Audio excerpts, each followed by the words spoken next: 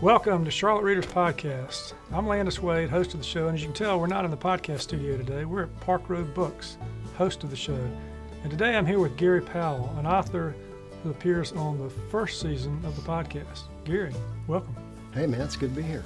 Yeah, so you've been a storyteller for a long time. You've been winning awards. You've been getting published online. You've got stories, collections, and books. Hey man, what's the secret to writing a good story? I don't know if there's a secret, but Well, what's your secret? Yeah. I think there's three things. You got to have an interesting protagonist. You don't need a compelling or likable or even honest protagonist, but I think you need an interesting one.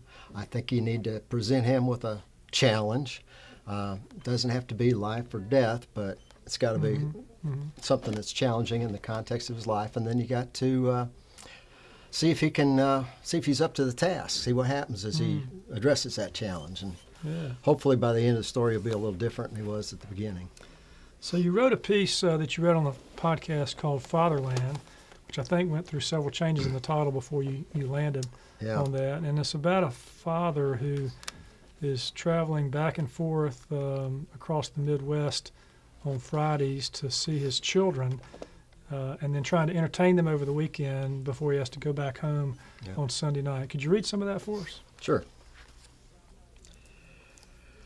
They stayed at Holiday Inns and Super 8s, places offering vending machines, free breakfasts, and indoor pools, frothy with hot tub honeys and Target quality cover-ups.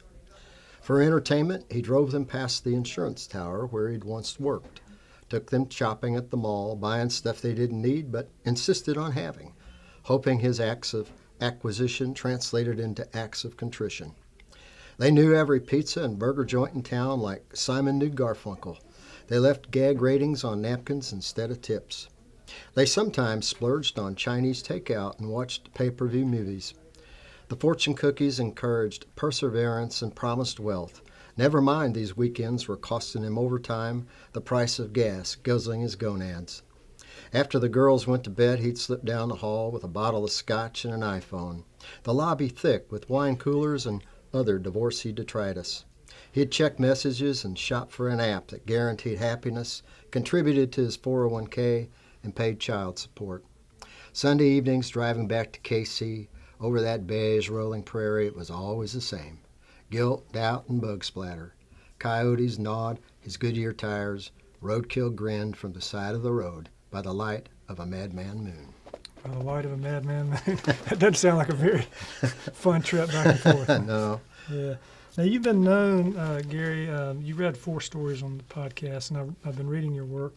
You've been known to write some sort of dark, edgy pieces, right? Yeah.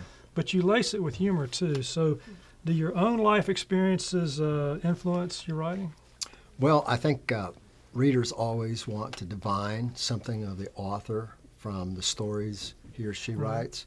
But at least in my case, while the stories might start from something that actually happened or a conversation overheard, I wouldn't say they're autobiographical. Once I start writing a story, the requirements of a good story I was talking about earlier kind of take over, and so I get away from the autobiographical stuff. All right.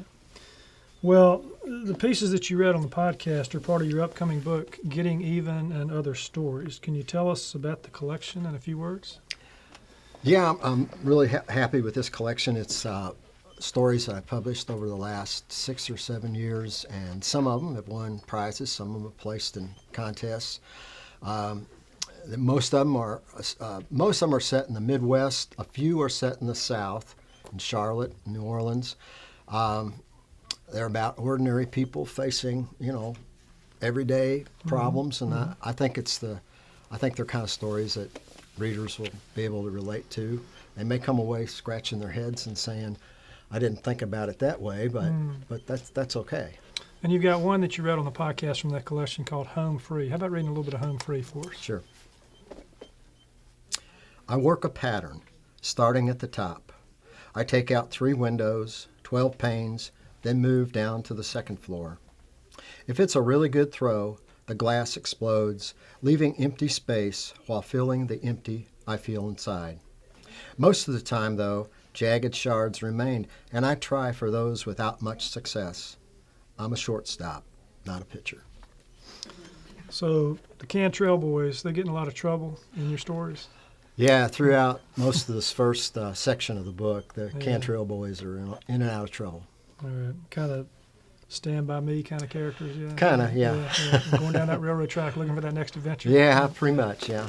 All right. Well, look, what do you think of the podcast so far? Well, I'd say what everybody else has said. I think it's great, and I'm really pleased that you're doing it. We've got so many fine poets and writers here in the Charlotte literary community, and the ability that you've given us to give voice to our stories is great. I think it's terrific. Yeah. Well, thank you for being a part of it. Yeah, I appreciate it.